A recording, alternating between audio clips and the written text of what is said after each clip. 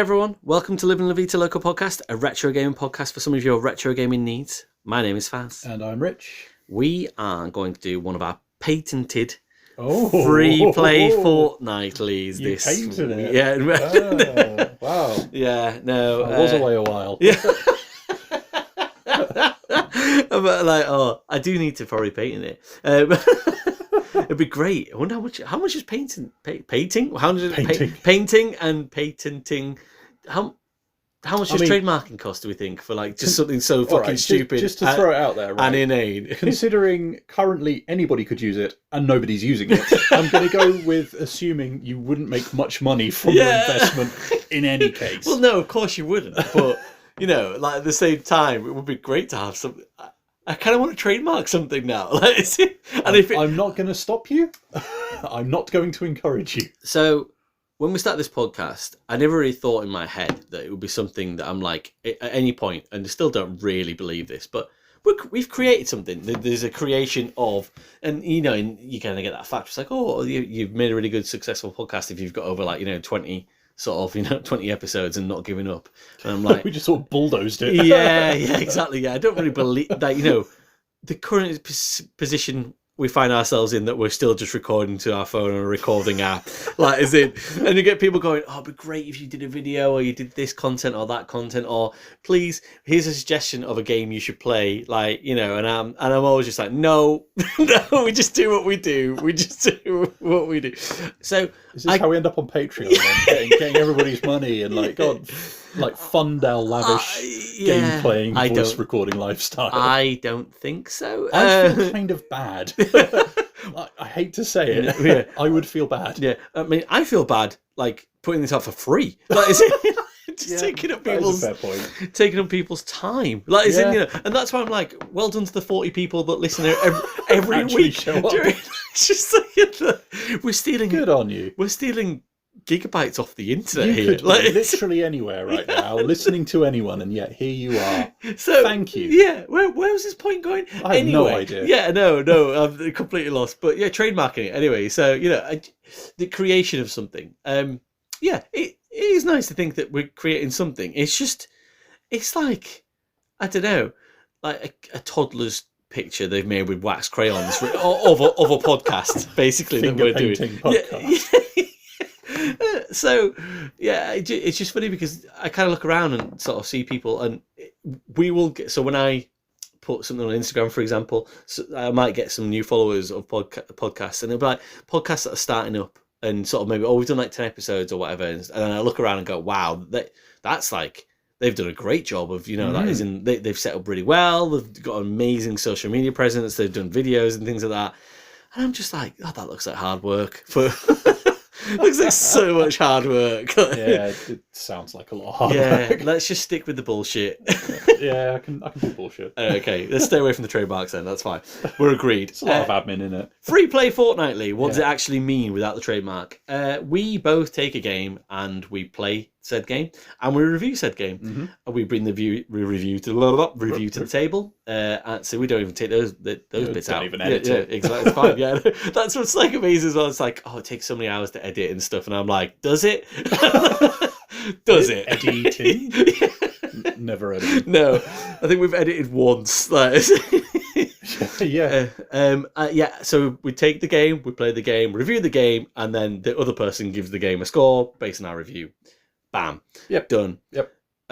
Rochambeau. Yeah. I've done this for a while. Right. I do remember how to do it. We're going on 3. Oh, so this is really sweet that Rowan, my 4-year-old, now just goes, let's play rock, paper, scissors. And he just go, the game is just 1, 2, 3, rock, rock, rock, rock. And I'm like, what's going on? It's just there, hitting me with his fist. And I'm like, who's taught you how to play rock, paper, scissors? And why is the concept that you're just hitting me with your rock? Is he trying to tell you something? Yeah, no, he's definitely a murderer. Anyway, so let's go for it. Right, okay. Right. 1, 2, 3, go. Scissors. All the scissors. 1, 2, 3, go. Rock. Rock. 4-year-old rock. Okay, cool. Rich won that. Rich. Rock my world. So mature. Right. So, I guess last week, by the time this comes out, I talked about the Exit 8 and kind of vaguely threatened having a bit of a theme through the More set fool of you for having a recordings. thing. I'm doing Ghostwire Tokyo, so more spooky wooky Japanese shenanigans. I've heard of this game. Yeah, I know nothing of the game though. so yeah, like nothing at all, right? No, completely blank slate. know nothing about Cool. I know it exists. That is true. It does exist. So you've kind of got this fog descending on Shibuya in Tokyo. Busy place. And it's kind of like the Rapture. Everybody just sort of disappears, and souls are sucked out of bodies and all that kind of stuff. And just kind of chill. happens. Yeah. And not then, freaked out right now. Yeah, the guy you play as ends up in an accident and very quickly gets possessed. And then you're into this. I'm sorry, what now? That yep, isn't so. It's fine. Just go with it. And you very quickly develop these powers, I guess. A lot of the game kind of taps into Japanese Shinto kind of spiritualist stuff. And so a lot of the equipment you get, abilities you can use, all kind of tie into that.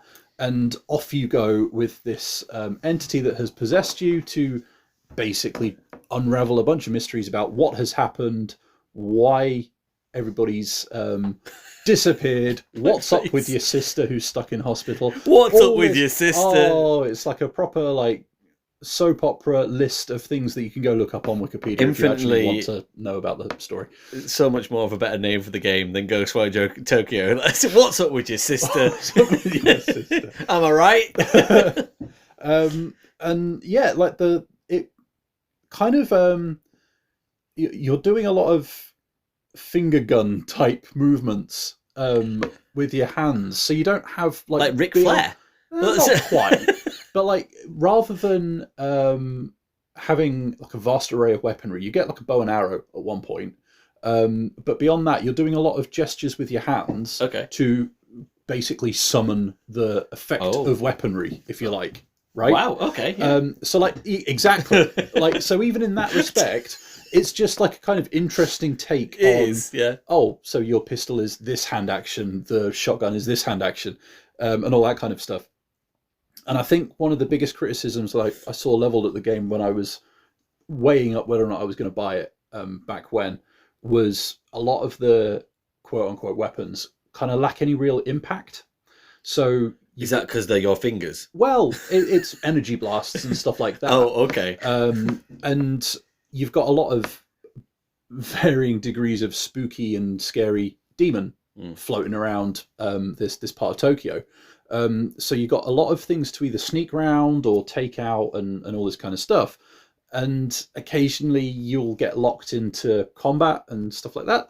And it can feel a little bit like you're not really making much kind of headway or making much of a literal or figurative dent in things. Sorry, is it first person? Third? So yeah, it is first person, and it kind of plays out a little bit like Far Cry. So the map initially starts out quite limited. You've got story objectives, but as you go around, you kind of unlock gates, and that once they're cleared out, and they'll open up more of the map for you. So eventually you do end up with a pretty sizable chunk of Tokyo to stomp around and do various quests and side missions and blah blah blah, what have you. There's also a rogue mode as well, where you can go and develop some abilities and try and get to the end of a little run of stuff. It's a completely separate thing in the menus. But the point is that for all of the really cool atmosphere and setting that the game has, it is primarily combat focused. And so to have your, we'll call it weaponry, feel a little underpowered, where it will literally tear chunks off of enemies so that you can expose a core to rip out and all this kind of cool stuff. It still it feels like you're tearing chunks out of wet sponge rather than in Doom it would be really crunchy and that made an impact. To ask when you said about ripping the core out. I was like, is it Doomy? Or there's a hint of it. I wouldn't say it was necessarily too similar, but hint of Doom. Yeah, mechanically you've worn your enemy down, click this button to finish them off to gain some benefit. Like there's a bit of overlap there. So you've got the combat is, probably one of the weaker bits of the game, which considering what it wants you to do is a bit of a flaw. You've got some stealth mechanics in there as well, which when you are trying to stealth your way around a bunch of like demonic, spooky entities, feels a bit odd. Because like, were it me, I'd be running. I'd be running and I'd be hiding. Like running, core ripping, I wouldn't. That's my point. Like I wouldn't be like crouch walking up behind a demon to rip the core out before they know I'm there. You know? Okay. Whereas here you are. So yeah, it does feel a little bit between that and like skill trees and stuff like that. It does feel a little bit like it kind of set out with a really cool setting, a really cool idea for an intriguing story. It's not like a world-changing narrative. My outlook on life didn't suddenly change for having finished the story or anything like that. It's engaging enough. Like it's enough to put you through. Did it play through? Oh, that's a good question. That's the short narrative alarm. You know what? As I sit here, I actually can't remember. This would have been the start of the year that I was playing this through originally. I think it probably clocked in around the 8-hour mark ish, and I didn't. The sweet spot. Is what I would call it. I didn't really hang around for much of the side stuff or anything. Like there was a lot of it I skipped, so like that could be a lot longer. That could also be quite short. I could be thinking of something else, but either way, I don't remember it outstaying its welcome. But it was, like it was having to do more of the heavy lifting. If the combat was on point, or the feel of the combat is probably a more accurate way of putting that, was more on point. I think the story would have had to have done less of the heavy lifting. But as it is, like there's character to it, there's charm, there's like a kind of, you go play Yakuza or the Like a Dragon games, and there's a kind of Japanese-ness to it that really comes through with this as well. Okay. Is it a little bit open worldy then? Yeah, a little bit. Yeah. Like it does eventually like open out. You'll occasionally get specific missions that will take you inside a location and like a hospital or what have you. And it will start to like properly mess with you and do some like really cool kind of creepy, kind of scary kind of moments. There's a couple of really effective jump scares that are the kind of things that I think are only going to work in a video game. And there's a couple of really interesting things it does with the location and the setting, the kind of warping of architecture and stuff like that, which nowadays you'd be able to do in a film as well, but it still feels most effective as a sort of first person viewpoint as you move through it. So yeah, it does a lot of interesting, engaging stuff. And it's one of those ones that I think like I enjoyed it. I like my time with it. I haven't gone back to it since. It's not like I dislike it or anything like that. But like I've said last time, like I am hopefully alluding to here, I like a very particular brand of horror, I realised. And this is definitely in that kind of uncanny valley, unsettling, not necessarily trying to make you jump out of your skin constantly. It's not like it's gory or anything like that. It just wants to unsettle you and give you things to think about that are not comfortable. What are you like as an unsettled person? I've never seen you ruffled. Have you not? No, I don't think so. No, I don't think I have. Oh, maybe when I pissed you off on the podcast a little bit, well, but not like not like properly like maybe ooh. yeah. Ooh. Ooh. Yeah, Again, I don't know. Maybe that was it. Maybe that noise effect. I'd like to think that I've like not necessarily got a good poker face, but like I'm not necessarily one that's going to give that away, but I certainly feel it in my chest. Yeah. I'll warm up and start sweating and, feel it in your palms and the pulse goes and all that kind of stuff. Yeah. When it is tapping into that particular vein. And this game absolutely does. It looks good as well. I was playing it on Steam. I was playing it on my Steam Deck originally, and you have to put the graphics settings a long way down. Yeah. But you get it running on a decent rig or something like that, and it looks good. When was it first released? Sorry. Oh God, good question. Can't remember. Didn't write it down. Sorry, is it, well, like, it's quite reasonably recent. Yeah. I think it might have been like a kind of tail end of PS4 launch, PS5 type area. And yeah, like it's a cool setting. It's a cool setup. It's distinct, and I really appreciate that about it. Okay. To the extent I'm reasonably happy to overlook the kind of flimsy feeling combat. Like the combat encounters you have are still challenging. You're still having to think about what you're doing and all that kind of stuff. It's just kind of a shame that like even your biggest, heaviest attacks don't really feel like they're making an impact. But then for me, that's balanced out by the fact that you're kind of being possessed by, you know, this entity that is spurring you on through this investigation, and you know has some detective chops, and still gets kind of scared if you fall from a high place. You know, I like that level of characterization. I like that back and forth that they have, and yeah, there's just some. I think there's a lot of charm and a lot of character to it that, for me, outweighs a lot of the sort of flimsiness. Yeah. And I know it doesn't directly, but has this got any sort of shared DNA with Trepang Squared? Like, because that's like a first. I mean, that's more of a shooter, I guess, action thing. But that has like demons in it, and I would say not. Okay, not really. That's fine. Like, I kind of felt like that wasn't the case, but I just wanted to check that box. Like before, I was like, you know, Trepang is definitely a lot more of an action sort of first person shooter first, with some creepy bits, and even then the creepy bits come and go pretty quickly, and there aren't many of them.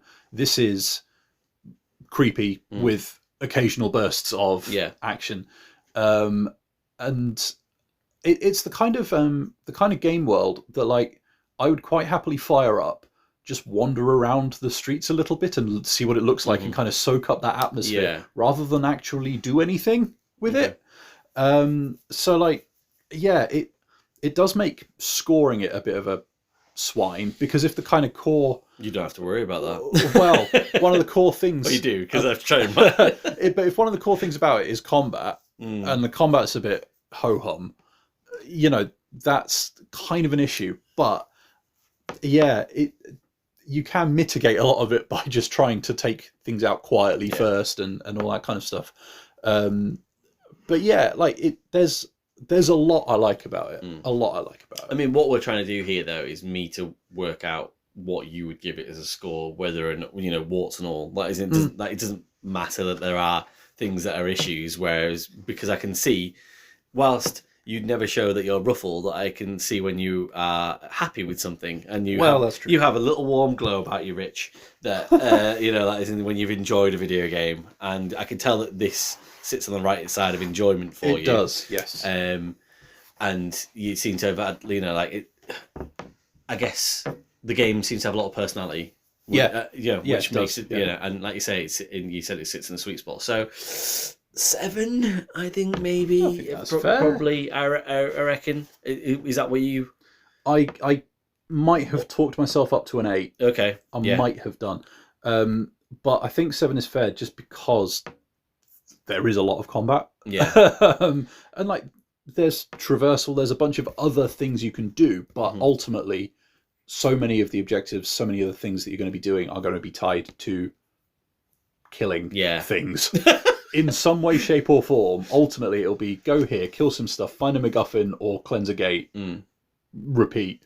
And yeah, I guess if you had a greater variety of mechanics and in that world, I'm still I'm really intrigued with this, because I'm still, even though you've explained yourself very well about what it is, I still don't know what it is. Like, I still don't know what kind of game it is, which is probably a positive, really. That it's like, I don't call it an odd duck, but almost like, you know, like, I don't think I've explained it particularly well. No, because I think it was terrible. The reason I say that is because I think calling it like a first-person shooter, I think would be doing it a disservice. I think it's not the right pigeonhole to pigeonhole it in. To call it an action adventure feels far too broad.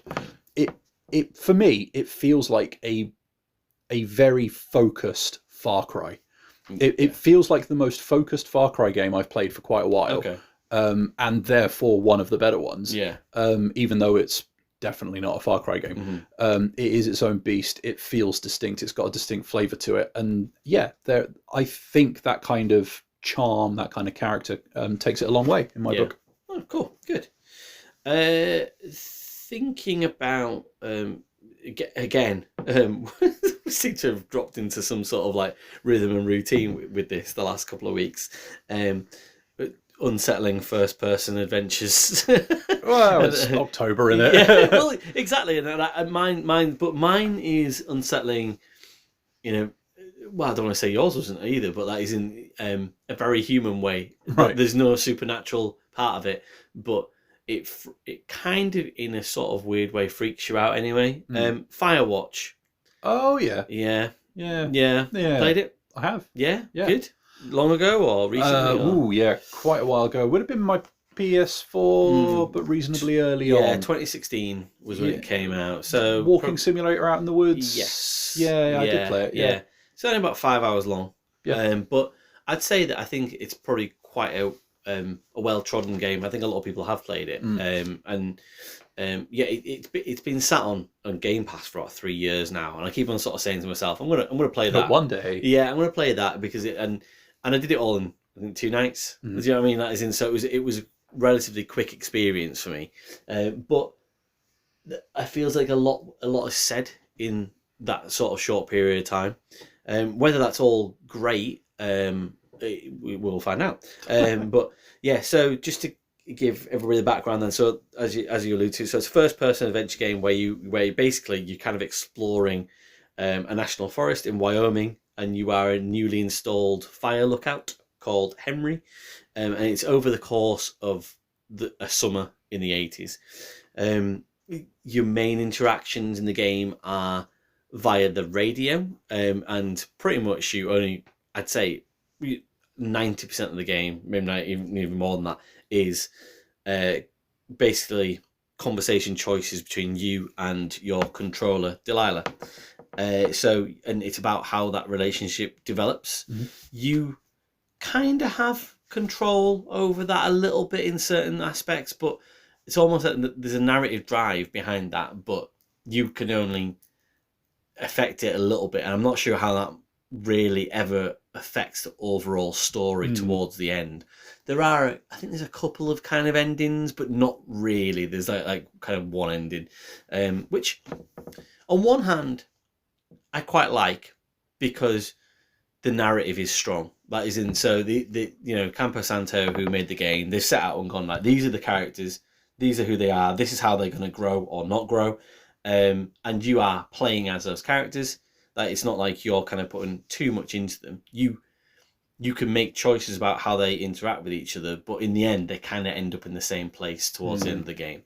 And there is a sort of, I don't want to call it a secret ending because it's not really that much of a secret necessarily, but there is like an alternate ending where you can kind of decide a little bit of a different fate for Henry, but it's still not quite, life-changing. And so the reason I said this was a bit unsettling is it's quite foreboding and almost that is in, and there's some just real strong themes about being a human being basically in this. That is in, there's just strong themes like loss, grief, isolation, loneliness, regret, suffering. Like as in, and all those things are played out by just very well written characters.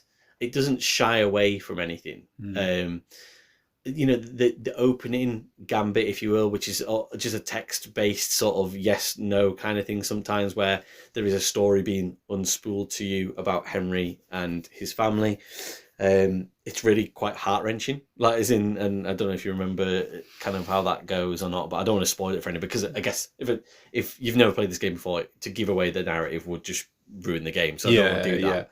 It's 9 years old now, but I would be lying if I said that whenever I thought of this game, which is not terribly often, that is not necessarily something that comes to mind terribly quickly. I can't remember much about it.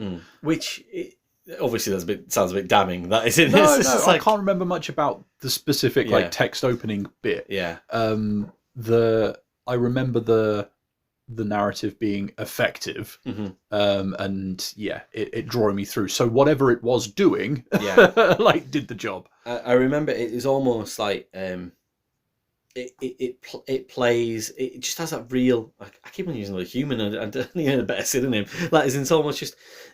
It's just realistic, sort of. That you feel sympathy for Henry, that in his decision to kind of run away from his problems, because it'd be very easy to do it, but at the same time you feel angry at him, and it's played a little bit for comedy as well, and there's just some parts that are just, it really is gut wrenching, just sort of, and you think that how would I react in that situation if someone told me this is what was happening to me, and yeah, it's just a real adult video game that is in, you can see that if you're going to sort of take it this far, but if you sat a child down in front of this, within seconds you're like, oh no, can't play this. That is in, not because there's any swearing or action or people having their heads ripped off and stuff. It's just like, no, because that's too much like real life when you're older. You don't need that. You don't need that yet. Be a child. Yeah, first. you don't need to worry about that yet. Have you ever read any Dean Koontz books? Can't say I have. No. And he does like he has a really good balance of, and I've read quite a lot of them when I was sort of maybe like, I'd say teenage years, and he has a series called Odd Thomas, and it's a massive mix of sort of suspenseful thrillers that have hope and optimism in them, and the human sort of connection between people, but also, bad things happen to good people, and kind of one of those stories where it's like you can't help that, so how do you just deal with it, and he writes lots of books like this, and this is very much this kind of case here. I don't believe that Henry is a bad person. I believe he's just running away from, quite clearly running away from his problems and stuff, and just sometimes it just takes a lot of time to work through that. You can kind of make some decisions where you have a conversation with Delilah, and that relationship can build in a certain manner where you think, oh, actually, in this circumstance, this is how I would react to that person's comment. And that's how you put your stamp on it. It just doesn't change where the story goes, but it does kind of like have a bit of an effect where you're like, would I react to this flirting, for example, in this manner? Or am I thinking from my point of view what I'd feel about this person from the conversation I've had? Or am I thinking from what Henry should do that's right or wrong? And it is an interesting sort of pull and push on that. It's just a bit of a shame that this is the third or fourth time I said this now. It just doesn't really affect anything necessarily in the end. Yeah. At this point, I'm like, wait, have I played this game this year? Like, as in already? I'm like, because I swear I've played a first-person adventure game where somebody is isolated with another female character, and it's basically sort of a bit of an unsettling, weird 80s vibe on the radio. Killer Frequency. Played that game, and I'm like, and now that helps. I gave that game 5 out of 10, and I always thought I was a little bit harsh on that game, but this has helped me distill that score and go, yeah, no, that was the right score for that game, because this is a forerunner to that game by about 5 or 6 years, and actually this is more accomplished than Killer Frequency is. Well, there you go. So, so I was like, oh, brilliant. But it's just funny because I found myself drawn to a couple of these styles of games now this year, and there's something about them that I'm quite happy to sort of, drop 5 hours on the walking sort of, first person adventure sim kind of thing where someone finds themselves in a way. Maybe that's just where I am in my gaming life at the moment. Are you all right? Yeah, no, You're good. Do you know what? I am all right. Good. Yeah, I am all right. Yeah, because I get playing these kind of games helps you see where you imprint yourself on these characters almost. Well, that was kind of why I ask, is because that seems to be a point that you were leaning on a little bit. I am nearly 40. Right? It's feeling reflexive. Yeah, I have been reflective since I was 7 years old, Rich. So we have a podcast that is, this is where I come to reflect, and it's, find yourself. Yeah, and bestow it upon other people for good or bad. But what makes this, I guess, a more accomplished game than Killer Frequency then? I love the exploration. and the use of the map, as little as it is, the kind of gameplay you get from that, the actual orienteering of what is effectively a bit of a mystery as well. And so you start to realise that everything isn't as it seems within this forestry area, as it never is. And I think they walk a really good tightrope of never dipping too far into the jump scare, this is definitely going to go wrong for you. They kind of just leave you teetering over the edge to think that, yes, everything is weird and something is freaky is kind of going on, but is it really? And it's almost like, and that keeps that the narrative and the feelings of Henry at the forefront, rather than just becoming a bit of a pastiche sort of thing where it's like that doesn't really matter. I think that always matters, and actually the mystery is almost a bit of a side questy kind of thing for me in a way. It might be that and I've seen some people sort of reviews and feelings about this, that the end of the game doesn't match up to the rest of it. I kind of felt that too, but I didn't think it dragged the game down as much as maybe for some people it did. I think that the mystery part of it, what's happening in the woods over the summer that Henry's trying to unravel with Delilah's help, doesn't necessarily have a satisfying ending. But I think the characters of Delilah and Henry have quite a satisfying, not even an ending really, just I don't know, jumping off point. Yeah, exactly. Yeah. Where do they go from here? Situation. I like that there isn't a true resolution to those people as characters, whereas the mystery does kind of get a resolution to it, and it's quite concrete. But I'd say unsatisfying is fair. Well, I'm trying to remember the ending, because I don't necessarily recall much in the way of narrative beats. I remember, kind of like I was just saying with Ghostwire Tokyo, like the atmosphere to it, and to go back to the Exit 8 review from the other week, I think part of the reason that I like that kind of creepy, uncanny valley kind of horror kind of thing is that, my brain is very quick to fill in gaps and read into things.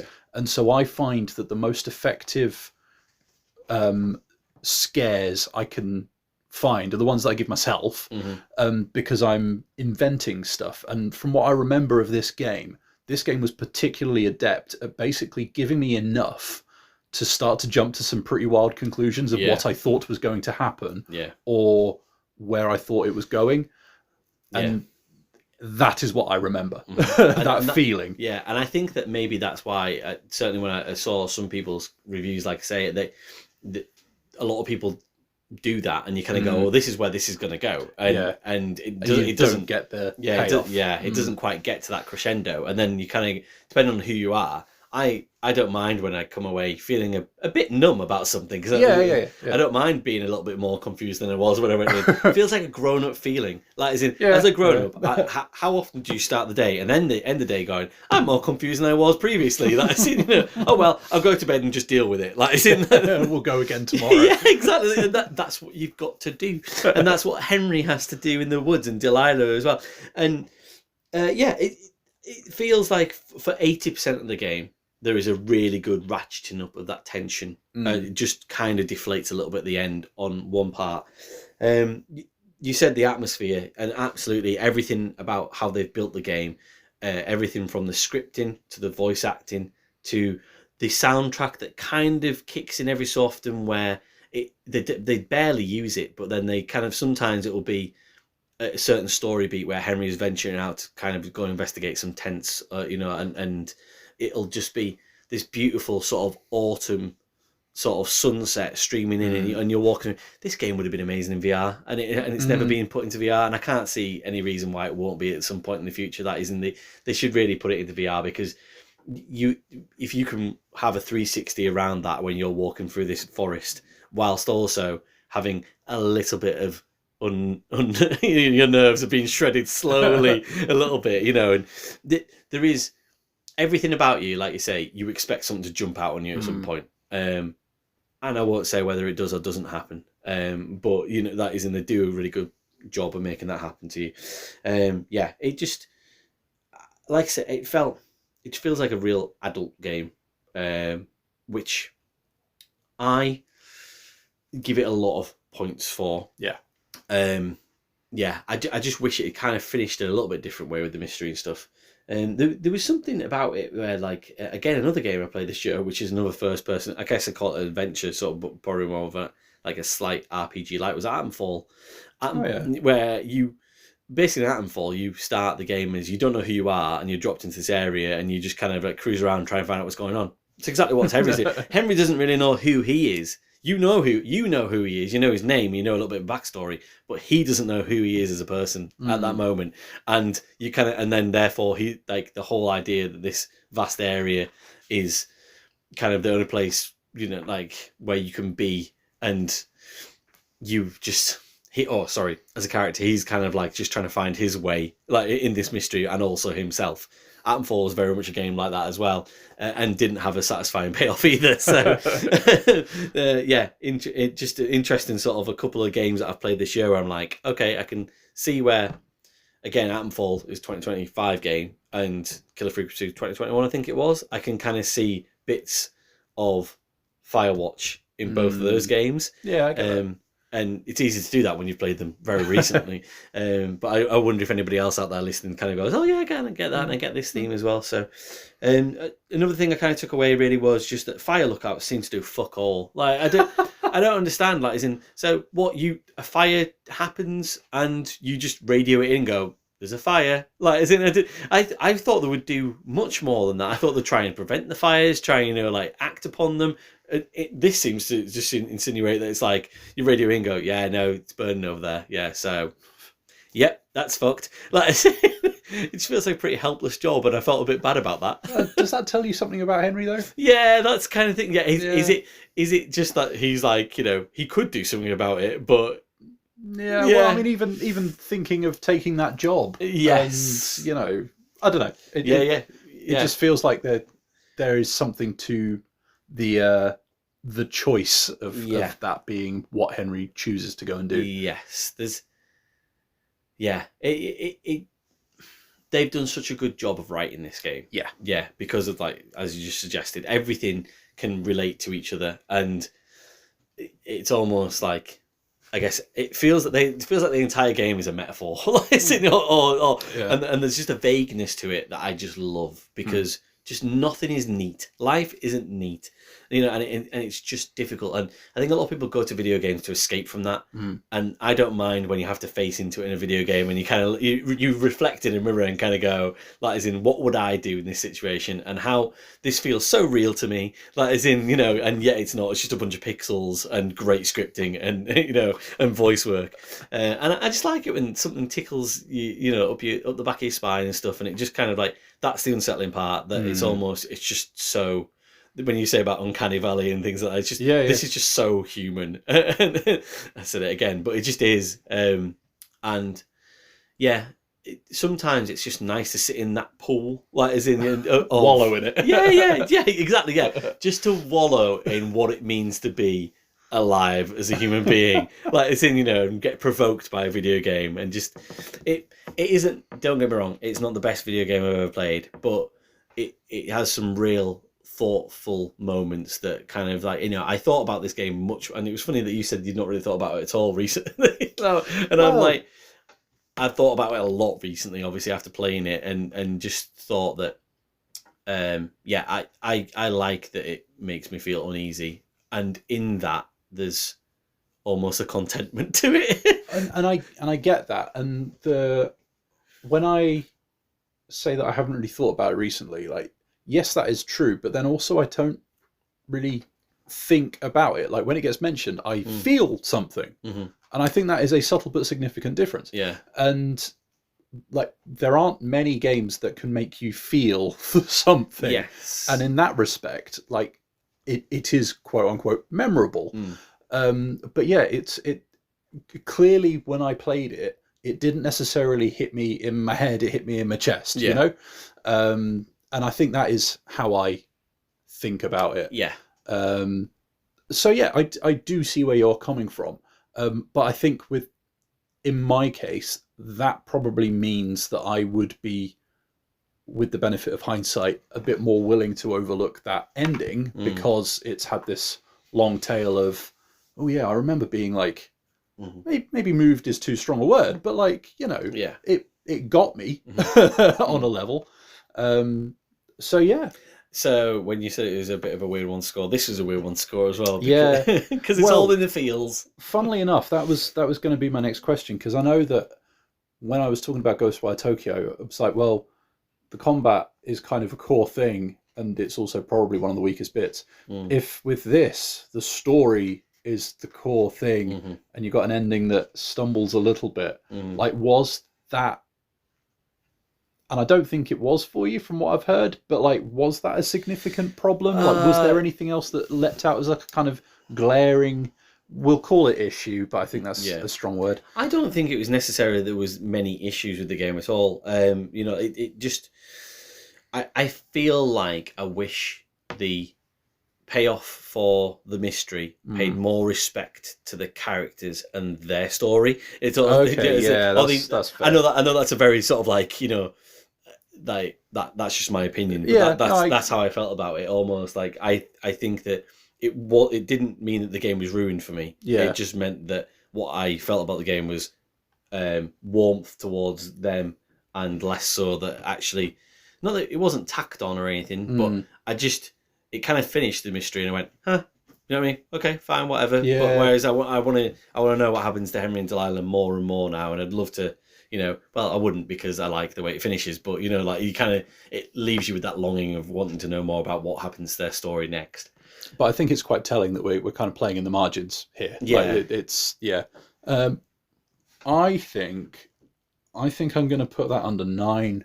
Okay, cool. That might be a touch high. But I would have gone 8. I would have gone 8, yeah. but I don't think that's too. It honestly isn't out of the realms of where it is, because it's just so accomplished. It just is for what it tries, what it does in 5 hours. And whilst I might be sort of saying about that, the mystery kind of not ending particularly as well as I wanted it to, I was close to mesmerised for 2 nights in a row. Do you know what I mean? Like, as in where you get a really good TV drama and you're like, right, okay, I need to. What was the one recently? I've clearly forgotten it. The one with it sounds really horrible, but the one with the school child who murders another school child, that was on Netflix, and that was just like harrowing, but you could not turn your head away and stuff like that. And this was very much not that harrowing mold, but certainly something that I was like, yeah, okay, I am fixated on wanting to know what happens, even if you never really know what happens. Like, absorbing. Yes, there we go. Thank you very much. Yeah.